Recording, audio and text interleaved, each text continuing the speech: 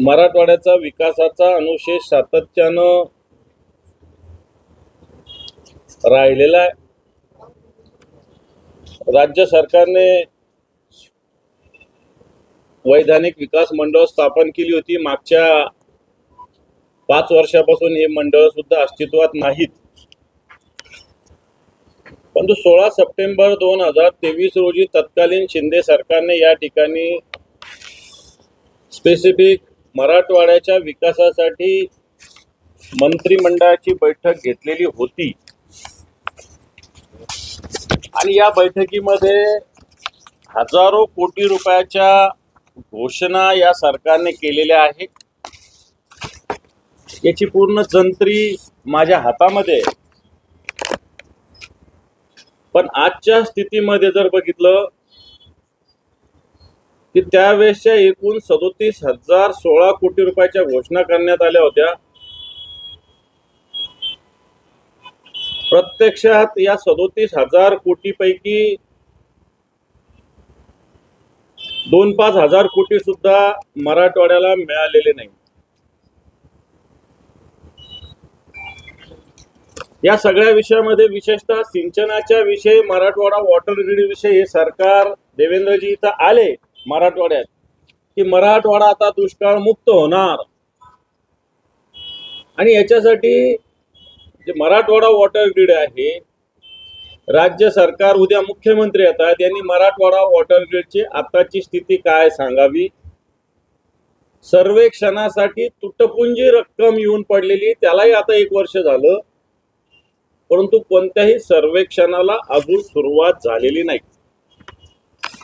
आणि मग या राज्यातील या मराठवाड्यातील जे प्रकल्प आहेत, मग निम्न दुधना असेल, जायकवाडीचा दुसरा टप्पा असेल, बाभळी मध्यम प्रकल्प असेल, वाकोद मध्यम प्रकल्प, पोटा उच्च पातळी बंधारा जो औंढ्याचा आहे, जोडपरळी उच्च पातळी बंधारा वसमतचा आहे, पिंपळगाव कुठे उच्च पातळी बंधारा, ममदापूर उच्च पातळी बंधारा पूर्ण्याचा आहे, उनकेश्वर किनवटचा आहे। या सगळ्यांची जर स्थिती बघितली तर काही जणांना काही कामाला प्रशासकीय मान्यता अद्याप मिळालेली नाही आणि काही कामाला मिळालेली, त्याचे डिटेल्स माझ्याकडे उपलब्ध आहेत।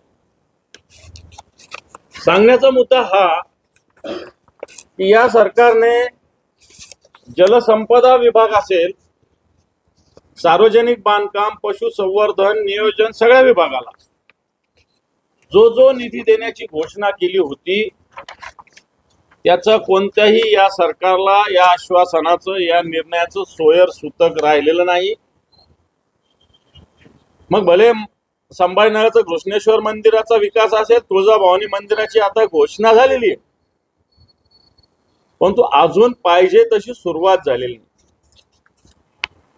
पश्चिम वाहिनी नद्याचे समुद्रात वाहून जाणारे पाणी गोदावरी खोऱ्यात वळविण्याचा जो विषय आहे,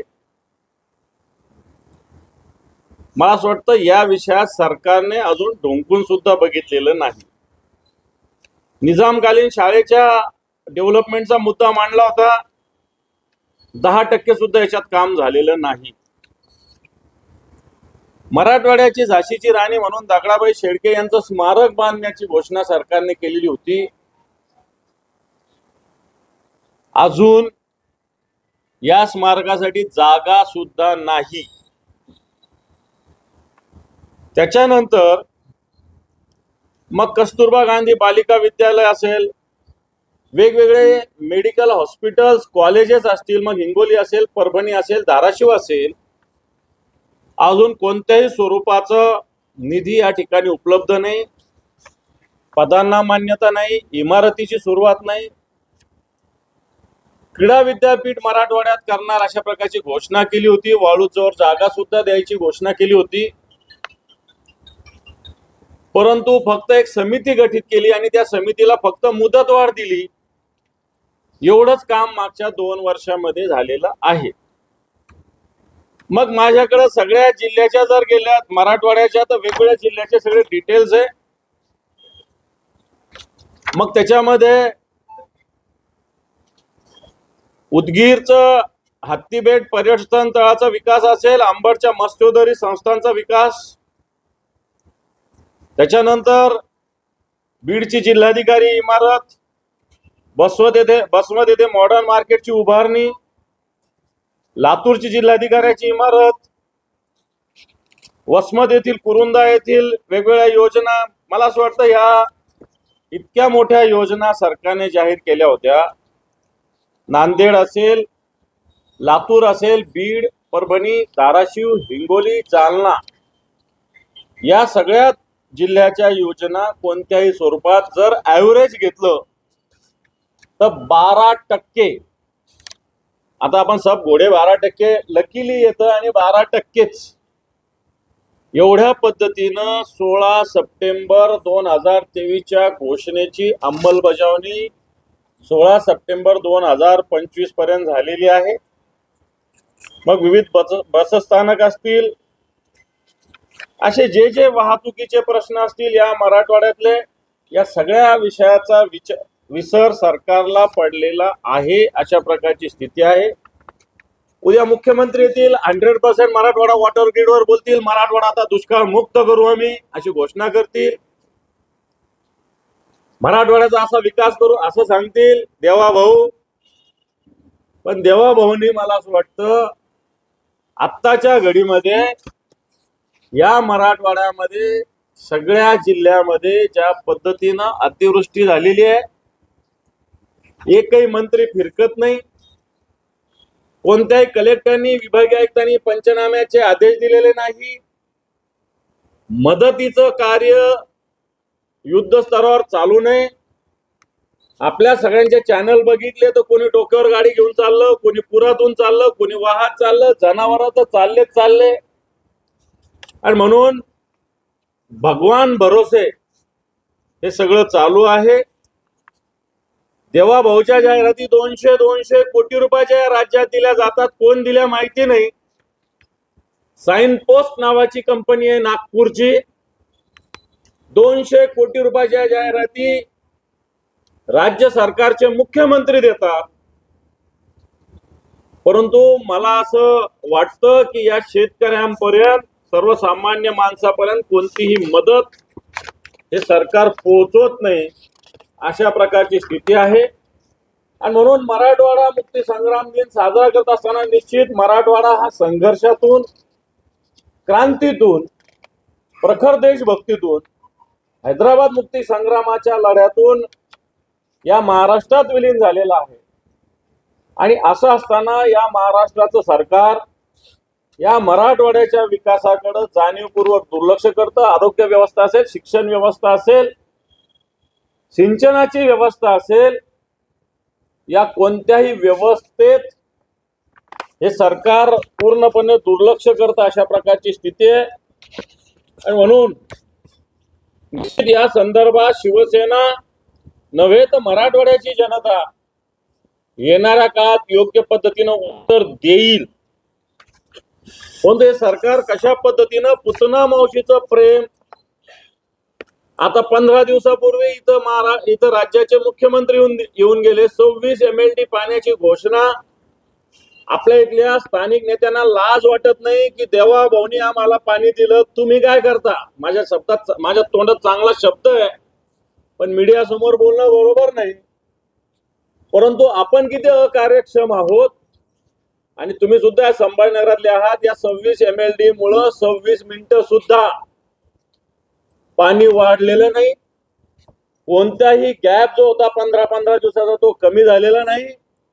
निव्वळ घोषणा, निव्वळ जाहिरातबाजी, मला पहा आणि फुलवा अशा प्रकारची स्थिती आहे. परंतु एवढं मोठं संकट या राज्यावर, या मराठवाड्यावर आलेलं असताना इथं कुठेही प्रशासकीय यंत्रणा कार्यरत नाही. अशा प्रकारची स्थिती आहे.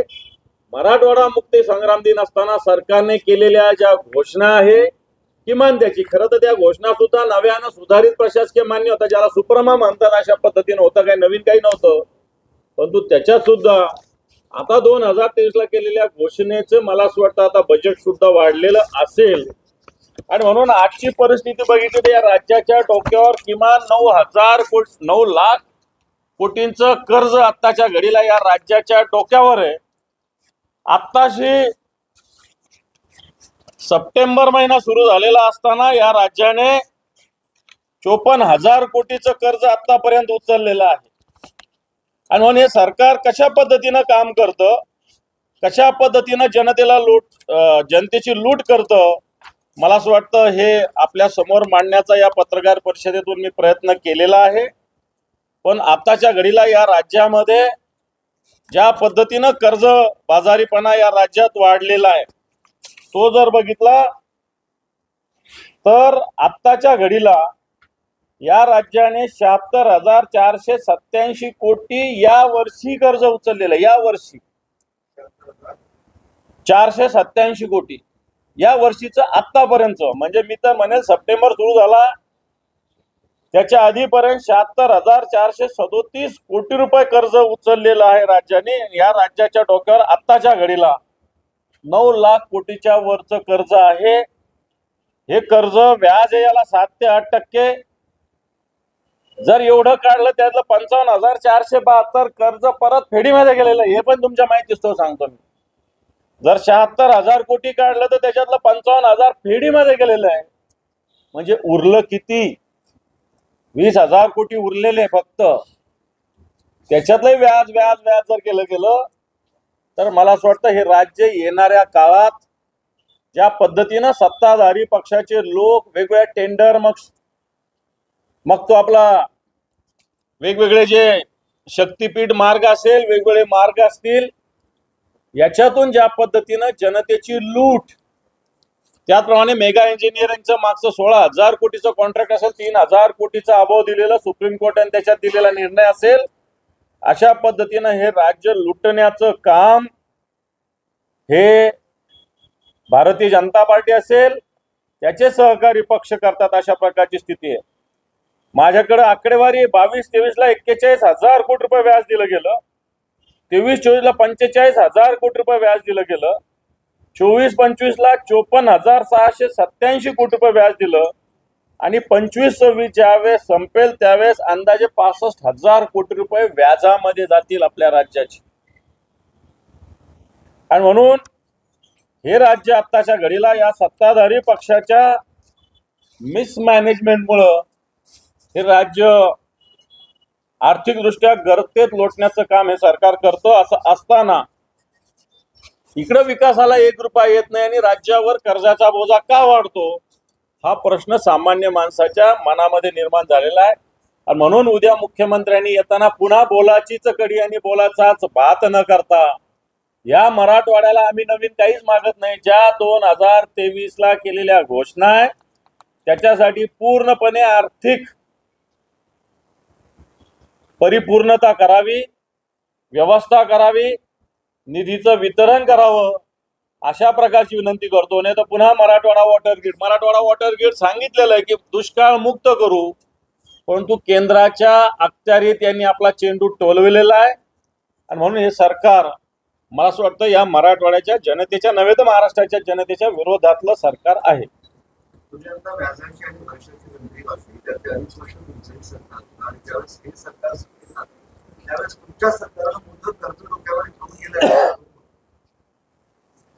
मी 22-23 पासूनच वाचलेलं आहे. आमचं सरकार असताना अशा पद्धतीनं कोणतीही उधळपट्टी राज्य सरकारने केलेली नाही. अशा पद्धतीनं कोणतेही टेंडर अभाव केलेले नाही. अशा पद्धतीनं मुंबईच्या रस्त्याच्या टेंडरमध्ये मुंबईची लूट कशा पद्धतीने केले हे केलं नाही. मुंबईचे 90,000 कोटी बँकेतले कॅश क्रेडिट आपल्या संभाजीनगर महापालिकेचे सुद्धा असे डिपॉझिट काढले जात आहेत. संभाजीनगर महापालिकेत सुद्धा कचऱ्याचं टेंडर 250 कोटीचं होतं, ते 600 कोटीवर दिलं गेलं. जी एजन्सी होती ती बंद करून याचं सुद्धा जे डिपॉझिट आहे ते तोडलं गेलं. इथले आयुक्त सुद्धा मला असं वाटतं सत्ताधारी पक्षाला सोबत घेऊन, सत्ताधारी पक्षाच्या लोकांना सोबत घेऊन पूर्णपणे भ्रष्टाचारात गुंतलेले आहे. ही स्थिती जी संभाजीनगरात आहे ती मुंबईत आहे. आणि म्हणून आमच्या सरकारच्या काळातलं जर बघितलं तर अतिशय कमी आहे. अशी हे पाय, मी 22-23 कर व्याज सांगितलं 41,000 कोटी. त्या जागेचं सांगतो ना मी, त्या आधीचं 35,000 कोटी होतं. 35,000 कोटी होतं. परंतु आता जे 9 लाख आहे हे एवढं नव्हतं. अशा अनागोंदी योजना उद्धवजींच्या सरकारने कधीच राबविलेल्या नव्हत्या. आताचं सरकार अनागोंदी योजना, आज कॉन्ट्रॅक्टर लोक आत्महत्या करतायत. मागच्या सरकारच्या काळात जे मंत्री होते, जे भारतीय जनता पार्टीचे प्रदेशाध्यक्ष, साधन सुचितेची गोष्ट करते ना भारतीय जनता पार्टी, या पार्टीचे जे प्रदेशाध्यक्ष होते यांनीच सार्वजनिक बांधकाम विभागाचे जे टेंडर्स काढले, या टेंडर्स मध्ये 10% रक्कम सुद्धा नसताना मला असं वाटतं मोठा गैरव्यवहार करून निवडणुकीच्या आधी सगळे कंत्राट काढले गेले. आणि आज या कंत्राटदारांना द्यायला या सरकारकडे 1 रुपया सुद्धा नाही. हे केलेलं आहे भारतीय जनता पार्टीचे त्यावेळेचे सार्वजनिक बांधकाम मंत्री होते रवींद्र चव्हाण यांनी.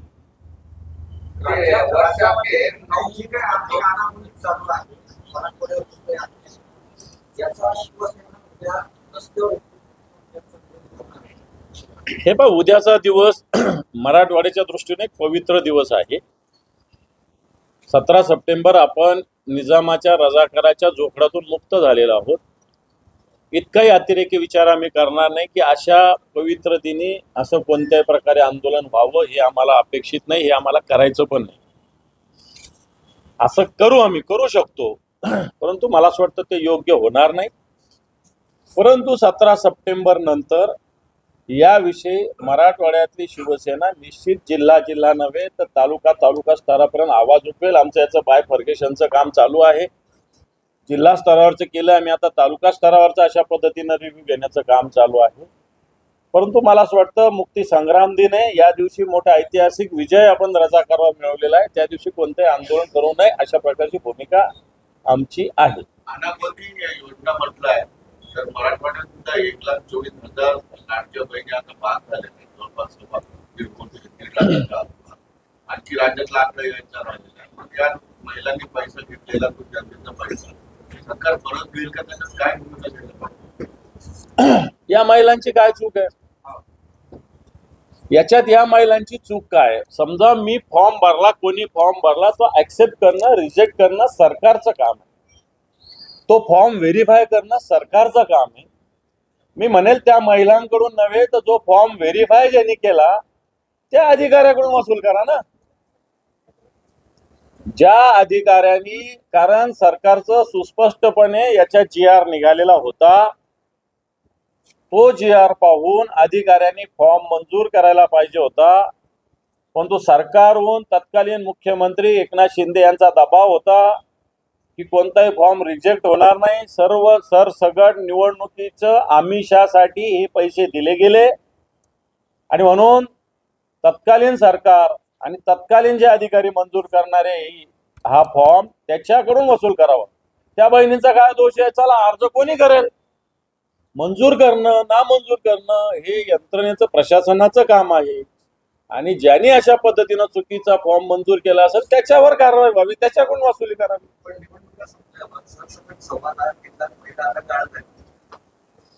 हे पहा, याचाच अर्थ आम्ही त्यावेळेस सांगत होतो की ही योजना निवडणुकीपुरती आहे. पूर्ण 8, 9, 10 महिन्याचा विचार केला तर जवळपास 25-30% महिला आता या योजनेतून बाजूला केल्या गेलेल्या आहे. या योजनेचा फायदा गैरफायदा सरकारी कर्मचारी असलेल्या भगिनींनी सुद्धा घेतलेला आहे, परंतु तो त्यांना दिला गेला सुद्धा आहे. कारण तत्कालीन सरकारला मतं पाहिजे होते. राज्य सरकार किती आर्थिक डब घ्यायला जाईल याच्याशी त्यांना देणं घेणं नव्हतं.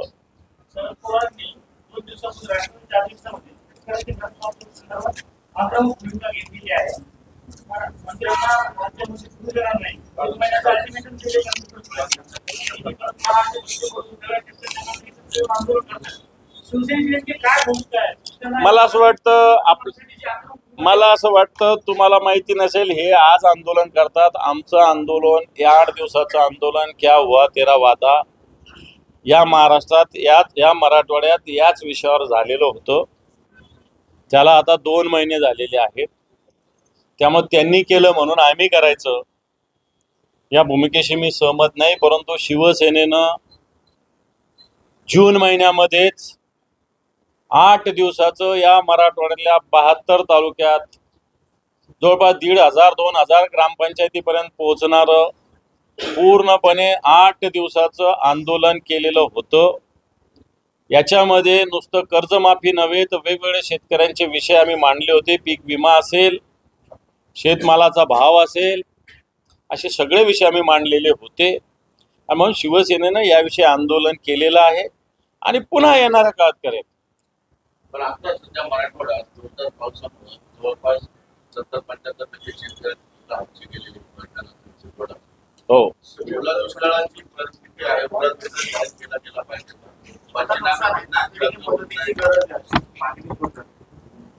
आत्ताच्या घडीला जे आकडे आहे याच्यानुसार 4,500 गावं मराठवाड्यातले पाण्याखाली. 4,500. त्यातले सगळ्यात जास्त गावं नांदेड मधले आहे. आणि आत्ताच्या घडीला जो आकडा आहे 1,75,000 शेतकऱ्यांचं नुकसान झालेलं आहे. आणि या नुकसानीचं प्रमाण आहे 93%. 1,75,000 शेतकऱ्यांचं 4,500 गावामध्ये 93% नुकसान आत्ताच्या घडीला या अतिवृष्टीमुळे झालेलं आहे.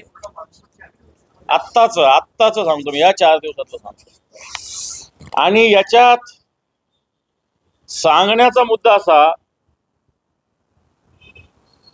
की याच्यामध्ये जिरायती पिकाचं मोठं नुकसान आहे, फळ पिकाचं मोठं नुकसान आहे.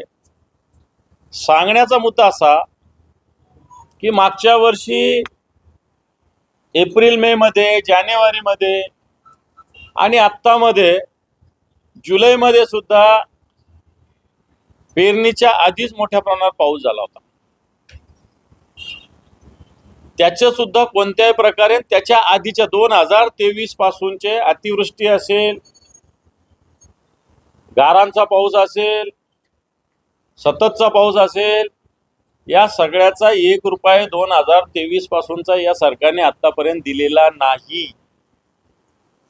आतापर्यंत 2023 पासून 2023च्या खरीपापासूनचा एकही रुपया दिलेला नाही. दुसरी गोष्ट, सरकारने आधी ₹1 पीक विमा देत होती. चला ₹1 नाही दिलं तर चालेल, परंतु पीक विमा भरून 4 टिगर होते आधी विमा मिळायचे. पेरणीनंतर नुकसान झाल्यावर सततच्या पावसाने त्याच्यानंतर असे वेगवेगळे 4 टिगर होते. आता फक्त एकच टिगर ठेवलेला आहे, उत्पन्नावर आधारित. उत्पन्नावर आधारित म्हणजे मागच्या वेळेचं उत्पन्न आणि आताचं उत्पन्न याच्या आधारित विमा. याचाच अर्थ हे किती नुकसान झालं तरी कोणताही विमा मिळणार नाही. आणि म्हणून सरकार खऱ्या अर्थानं या शेतकऱ्याच्या विरोधात या विम्याच्या माध्यमातून स्वतः तर देत नाही, परंतु शेतकरी विमा भरून केंद्राचं 50%, राज्याचं 50%, या सगळ्या गोष्टी उपलब्ध असताना सरकारने शेतकऱ्यांना विमा मिळू नये अशा प्रकारचा निर्णय मागच्या अर्थसंकल्पीय अधिवेशनाच्या काळात घेतलेला आहे. आणि मला असं वाटतं याच्यामुळं शेतकऱ्यांचं मोठं नुकसान होणार. बिलकुल केलं पाहिजे, बिलकुल केलं पाहिजे. ज्या अर्थी 1,75,000 शेतकऱ्यांचं नुकसान झालेलं आहे. 4,500 गावामध्ये पाऊस, नुसता पाऊस नाहीये तर पाणी साचलेलं आहे. वेगवेगळ्या पद्धतीनं जीवितहानी मनुष्याची, प्राण्यांची झालेली आहे, जनावरांची झालेली आहे, बैलांची झालेली आहे, शेळ्यांची झालेली आहे, मेंढ्यांची झालेली आहे. आणि म्हणून लवकरात लवकर या ठिकाणी ओला दुष्काळ जाहीर केला पाहिजे. NDRFच्या नुसत्या निकषा नव्हे तर NDRFच्या निकषाच्या दुपटीनं तिपटीनं शेतकऱ्यांना मदत केली पाहिजे.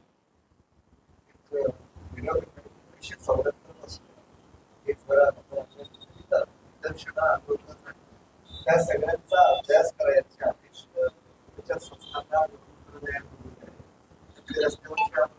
छोटी मोठी सगळ्या आंदोलनांचा एकत्रित अहवाल करायचा आहे, अभ्यास करायचा आहे. केंद्र सरकारनं त्याची कारणं शोधायची, आंदोलनं दडपण्यासाठीची आंदोलनं दडपण्यासाठीची जी नीती आहे आपल्याकडे, जो जनसुरक्षा कायदा मागच्या काळात आणलेला त्याचाच एक प्रकार आहे. की जे कार्यकर्ते सातत्यानं सरकारच्या विरोधात, यंत्रणेच्या विरोधात संघर्ष करतात, अशा कार्यकर्त्यांना टार्गेट करणं हाच उद्देश दिसतो. म्हणजे या लोकशाहीमध्ये आंदोलन सुद्धा करू नये अशी भूमिका येणार का ते सरकार घेऊ शकतं. कबूतर खाण्यावर बरेच प्रक्रिया चालतात. कोर्टाने सुद्धा काही निर्देश दिले. माझं मंगलप्रभात थोडा काल असून आले. मुंबईच्या प्रत्येक वाड्यात कबूतर खाणे. मंगलप्रभात लोढांनी त्याच्या ज्या जिथं स्कीम आहे तिथं कबूतरखाने उघडावे. अनेक ठिकाणी मी परवा दादरला एक आमचे, आपणही त्याला ओळखत असाल, राजेश वराडकर एक छायाचित्रकार आहे मोठे, त्यांच्या आईचं निधन झालं. मी घरी गेलो होतो त्यांना भेटायला. तर जे कारण निधनामध्ये होते त्याच्यात एक कारण कबूतर होतं. कारण या कबुतराचा प्रादुर्भाव माणसाच्या वेगवेगळ्या पद्धतीनं, अवयवावर ज्या पद्धतीनं होतो, आणि मुंबईमध्ये जिथं जिथं कबुतरांचा अशा पद्धतीनं वावर आहे अशा ठिकाणच्या नागरिकांचा आरोग्याचा प्रश्न निर्माण झालेला आहे. आणि म्हणून मला असं वाटतं लोढांनी आपल्या भरपूर लोढाच्या स्कीम आहे, या ठिकाणी कबूतरखाने करावे. बाकीच्या वॉर्डाची जहागिरी काय लोढाकडे थोडी दिलेली आहे. दादा, आरक्षणाचा वाद सुरू आहे आणि आमच्या बंजारा आणि वंजारा एकच आहे आणि आता यावरून बंजारा मला असं वाटतं बंजारा आणि वंजारा काही एक असायचं काही कारण आहे. वंजारी समाजाची संस्कृती वेगळी आहे, बंजारी समाजाची संस्कृती वेगळी आहे, भाषा वेगळी आहे, व्यवसाय वेगळा आहे, राहणीमान, सामाजिक सगळी स्थिती वेगवेगळी आहे. धनंजय मुंडे मला असं वाटतं त्यांच्या वक्तृत्वाच्या उत्स्फूर्त शैलीमध्ये असं बोलून गेले असावे. त्यांना या गोष्टीचं ज्ञान आहे असं मला तरी वाटतं. बोलून गेले का त्यांना अस्तित्व पुढं काय टिकवायचंय त्याच्यासाठी बोलून गेले. तर तुमचे जरा चांगले असं बारीक गिरेच हे पहा, हेच धनंजय मुंडे मराठा समाजाला हैदराबाद गॅझेट लागू करण्याच्या भूमिकेवर वेगळी भूमिका व्यक्त करतात. आणि हेच धनंजय मुंडे हैदराबाद गॅझेटहून बंजारा समाजाला आरक्षण देण्याच्या भूमिकेत सहभागी होतात आणि बंजारी एक आहे म्हणतात. याच्यातून दुटप्पीपणा मला असं वाटतं दिसतो. आणि म्हणून जाणीवपूर्वक त्यांनी असं म्हटलं असावं असं मला वाटत नाही. परंतु धनंजय मुंडे तसे ज्ञानी आहेत, योग्य विचार करून बोलले असतील. बरेच स्टेटमेंट केलं. आता पाटील असं म्हटले की शरद पवारांनी आत्मपरिचय करावं, त्यांनी आधी मराठ्यांना आरक्षण मिळू दिले नाही, तर आता त्यांना मराठा समाजात मागणी. विखे पाटील हे सुद्धा त्यांचं पूर्ण घराणं मागच्या कित्येक वर्षानं सत्तेमध्ये आहे. विखे पाटील या राज्याचे महसूल मंत्री राहिलेले आहेत. काँग्रेसमध्ये असताना मोठे नेते होते. शरद पवार आणि ते एकाच पक्षात होते. त्यामुळे मला असं वाटतं जर कोणी जबाबदार असेल तर सगळे जबाबदार असतील. परंतु आताचं जे हैदराबाद गॅझेटचा मुद्दा लागू केल्याहून वेगळ्या पद्धतीनं काही गोष्टी होत आहेत. शरद पवार साहेबांनी काय केलं? शरद पवार साहेबांनी मराठ्यांना आरक्षणाच्या भूमिकेमध्ये खरं तर या राज्यामध्ये सगळ्यात आधी महिलांना आरक्षण असेल, ओबीसींना आरक्षण असेल, कोणी लागू केलं असेल तर ते शरद पवारांनी लागू केलेलं आहे, शरद पवार साहेबांनी लागू केलं आहे. मंडल आयोगाची अंमलबजावणी या महाराष्ट्रात कोणी लागू केली असेल तर ती शरद पवार साहेबांनी केलेली आहे. आणि म्हणून मला असं वाटतं विखे पाटील आणि शरद पवार या नेतृत्वात आपण बरोबरी करू नये. आमदारांनी सरकारांवर किती उडी दाखल आहे माहिती उच्च न्यायालयाला मागितली होती आणि राज्य सरकारनं कोणती माहिती नापसंती नाराजी व्यक्त केली होती. आमदार सरकारचा नाही, आमदार खासदार कोणते असो, सत्ताधारी पक्षातले असो, विरोधी पक्षातले असो, जे काही गुन्हे असेल, खरं तर मी सुद्धा काल कोर्टात गेलो होतो एका केसमध्ये. किती वर्षाची केस आहे ती? 2012ची केस आहे, अजून चालू आहे. आत्ताशी चार्ज फ्रेम होतात. 2012ची आमची एक केस आहे, 2025 मध्ये चार्ज फ्रेम होतात. याचा अर्थ तुम्ही बघा ना काय चालू आहे. 13 वर्ष लागले त्याच्या चार्ज फ्रेम व्हायला. आता हेरिंग कधी होईल, निकाल कधी लागेल? आणि म्हणून जर कोर्ट अशा कामात पुढाकार घेत असेल, कारण आमदार खासदारांनी गुन्हेगारी स्वरूपाच्या लोकांना अशा पद्धतीनं निवडणुकीत संधी देऊ नये, ही जर भूमिका असेल तर अशा पद्धतीनं जे आमदार खासदार गुन्हे त्याचे तातडीनं निकाल लागले पाहिजे. याच्यात कोर्टाची भूमिका मला असं वाटतं योग्य आहे. राज्य सरकारने त्याला कोऑपरेट केलं पाहिजे. शरद पवारांचं एक वय उंचवणारं होतं. तेव्हा भारताच्या आसपासला बघा नेपाळमध्ये राज्यकर्ते केले असं वक्तव्य त्यांनी त्याच्यातून क्षणांपण सत्य आहे. कारण आताच्या घडीला जर आपण बघितलं की दररोज लोकांवर वेगवेगळे संकटे येत आहेत. महिलांच्या संरक्षणाचे मुद्दे येत आहेत, आता विकासाचे प्रश्न येत आहेत, शेतकऱ्यांचे प्रश्न येतात, बेरोजगारीचे प्रश्न येतात. आणि हळूहळू हे सगळे जर प्रश्न एकत्रित झाले, एकीकडे राज्याचे मंत्री नातवासाठी 60-60 लाखाची टेस्ला गाडी घेतात, 60-60 लाखाची टेस्ला नातवाला शाळेत सोडायला, आणि एकीकडे 6,000 रुपये आले म्हणून जाहिराती दिल्या जातात पेपरला. शेतकऱ्याला 6,000 रुपये वर्षभरात दिले म्हणून मोठी जाहिरात दिली जाते, आणि एकीकडे छोट्याशा नातवाला सोडायला 60-60 लाख रुपयाची गाडी घेतली जाते. याचं सोशल मीडियावर वर्णन केलं जातं.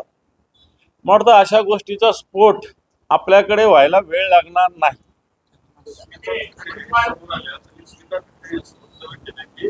बाळासाहेब ठाकरे जिवंत असताना ठाकरे पक्ष एकत्र आल्याचं कुटुंब एकत्र आल्याचं ठाकरेंच्या याच्यात आपण काय बोलतो, पण मी कसं बोलतो त्यांच्या याच्यामध्ये नाही, काही करूच शकत नाही ते त्यांना काय निवेदन द्यायचं.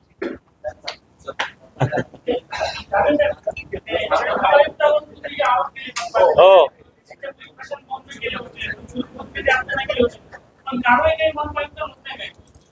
कोणीतरी संरक्षण देत असेल ना भ्रष्टाचार. मी कचऱ्याचं जे पत्र दिलं त्याची इन्क्वायरी लावली, तुम्हाला पाठवू का? मी पाठवतो, त्याची इन्क्वायरी लावली मुख्यमंत्र्यांनी.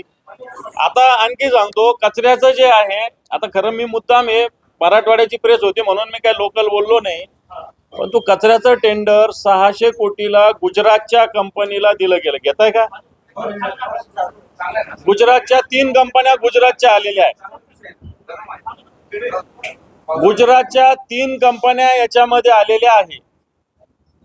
या कंपन्या याव्या 250 कोटीचं टेंडर. बाळू मी बरोबर सांगतो ना? 250 ना? 250%, 250 कोटीचं. हे टेंडरची लिमिट काही संपलेली नाही. आता 600 कोटीचं दिलं जातंय. कंपन्या आहेत गुजरातच्या 3च्या 3. याच्यात अटी शर्ती अशा टाकल्या की या गुजरातच्याच कंपन्या याव्या. उदाहरणार्थ एक उदाहरण सांगतो मी.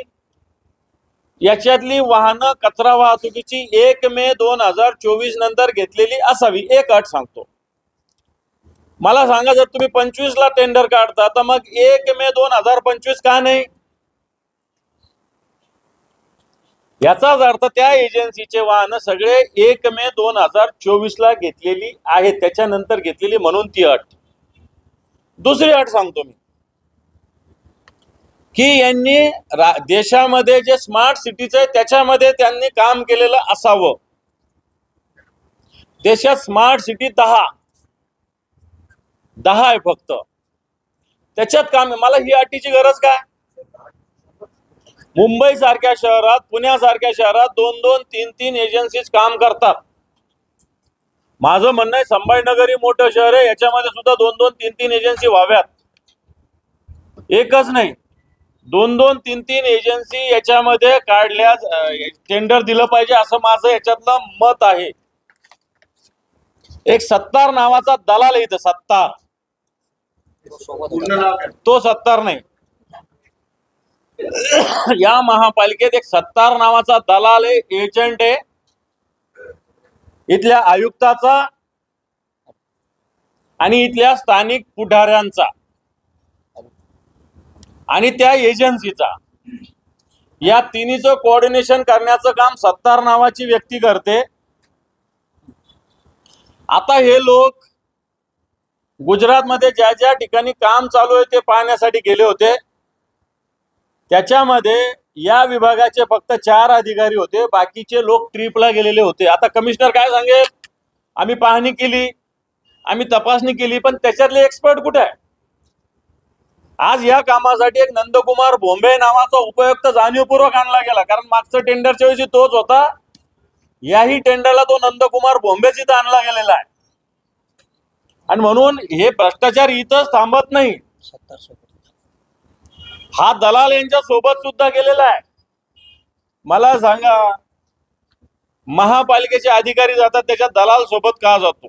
एजंट सत्तार नावाचा. त्याच्यामध्ये आणखी मग मुद्दाम टेंडर मध्ये कलम की एवढे संख्या असावी. मग मी कमिशनरला फोन केला की बाबा एवढी संख्या का टाकली तू? म्हणजे याच्यात छोटे लोक येऊ शकत नाही. याच्यामध्ये तुम्ही छोट्या छोट्या शहराचं 2 भाग करा या शहराचे. आज पडेगावहून समजा तिकडून पडेगाव मिटमिटवून कचरा न्यायचा आणि चिकलठाण्याला न्यायचा, तर 20 किलोमीटर जाण्यापेक्षा या शहरात 2 पार्ट झाले पाहिजे वेगळ्या पद्धतीनं, याचे सगळे सर्क्युलेशन एकत्रीकरणाचे.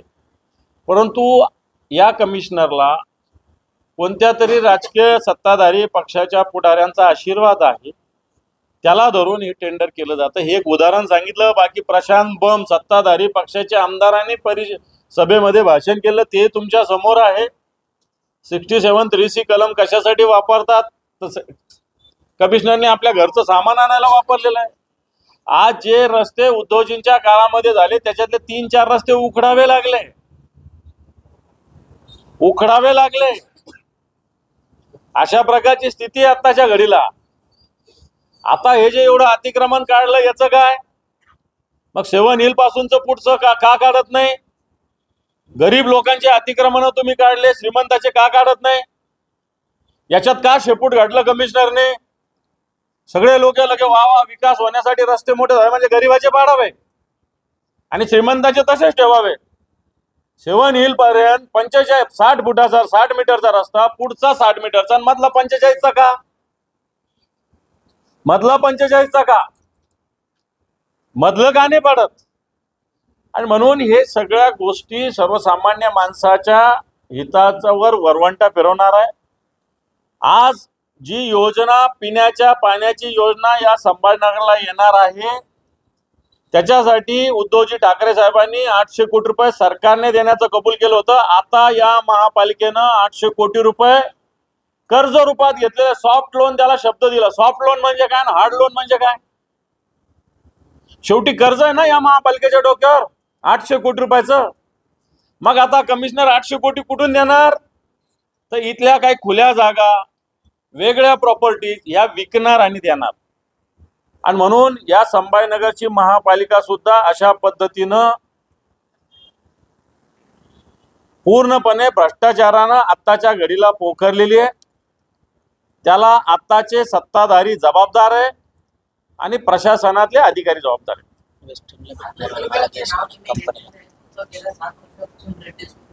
कोण दलाल आहे तो? आज इथं उद्या तिथं. दलालांना काय माणूस थोडी असतो फिक्स? आता फॉरवर्ड करतो. हे पण मी तुम्हाला सांगतो, ऐकून घ्या. अजून प्री बीड ओपन झालेली नाही, फायनान्शियल सॉरी. पण मी तुम्हाला सांगतो, यांना वेस्टिन कंपनीला हे टेंडर द्यायचंय. तुम्ही गंमत बघा. वेस्टिन नावाची कंपनी आहे, ही कंपनीला यांना टेंडर द्यायचं आहे. फायनान्शियल बिल उघडल्यावर तुम्हाला मी 100% गॅरंटीने सांगतो, तिन्ही टेंडर जसं शिरसाटांचं वीड्स मध्ये होतं 5-5 लाखाचे डिफरन्स, सेम डिफरन्स याच्यामध्ये राहणार. मी तुम्हाला आज लिहून देतो गॅरंटीनं.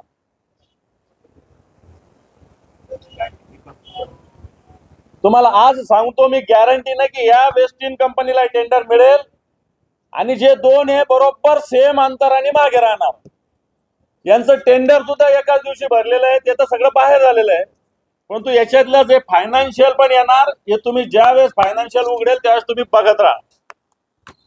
थँक्यू.